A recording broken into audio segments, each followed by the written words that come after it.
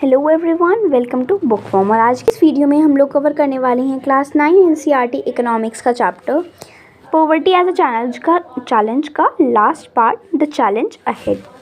Poverty has certainly declined in India. तो यहाँ पर जो पॉवर्टी है इंडिया में वो कम होती जा रही है, but despite the progress poverty reduction remains India's most compelling challenge.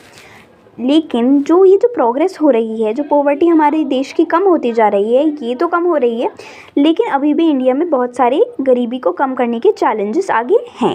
Wide disparities in poverty are visible between rural and urban areas and among different states. तो हम लोगों को देख सकते हैं, हम लोगों ने एक टॉपिक भी पढ़ा था डिस्पैरिटीज़ बिटवीन स्टेट का, जिसमें अलग अलग स्टेट में अलग अलग परसेंटेज है गरीब लोगों की। तो उसी तरीके से अलग अलग स्टेट्स में गरीबी है और अर्बन एरिया और रूरल एरिया में भी काफ़ी फ़र्क आ रहा है इस चीज़ का।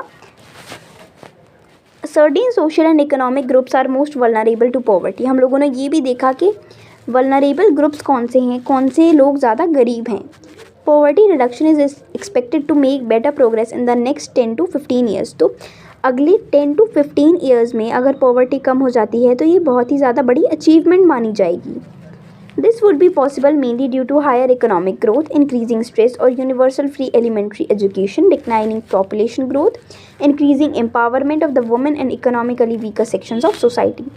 तो ये 10 से 15 साल बाद ये इतनी ग्रोथ और इतनी प्रोग्रेस होगी कैसे? ये ऐसे होगी जब हमारे देश की, हमारी कंट्री की इकोनॉमिक ग्रोथ बढ़ेगी, यहाँ पर बहुत सारी एम्प्लॉयमेंट होगी और जो पॉपुलेशन है वो थोड़ी कम होगी, और जो औरतें हैं और जो वीकर सेक्शंस हैं सोसाइटी के, उन्हें भी जॉब मिलेंगी।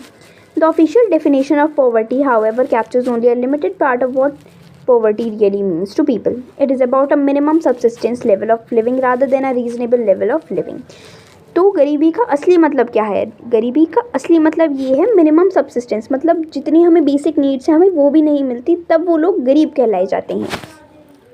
Many scholars advocate that we must broaden the concept into human poverty. A large number of people may have not be able to feed themselves, but do they have education. तो ऐसे हम लोगों ने बहुत सारे लोग देखे हैं जो अपना खुद का पेट भी नहीं भर पा रहे, उनके पास कोई जॉब ही नहीं है, लेकिन हम क्या ये देख रहे हैं कि वो एजुकेटेड हैं या नहीं हैं, और शेल्टर और हेल्थ केयर और जॉब सिक्योरिटी और सेल्फ कॉन्फिडेंस।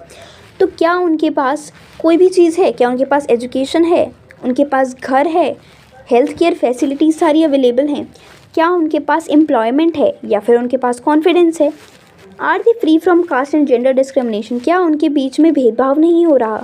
मतलब जो सोसाइटी में हमारे जो वीकर सेक्शंस हैं उनको थोड़ा ज़्यादा गरीब देखा जाता है, तो क्या वो डिस्क्रिमिनेशन नहीं हो रहा है? Is the practice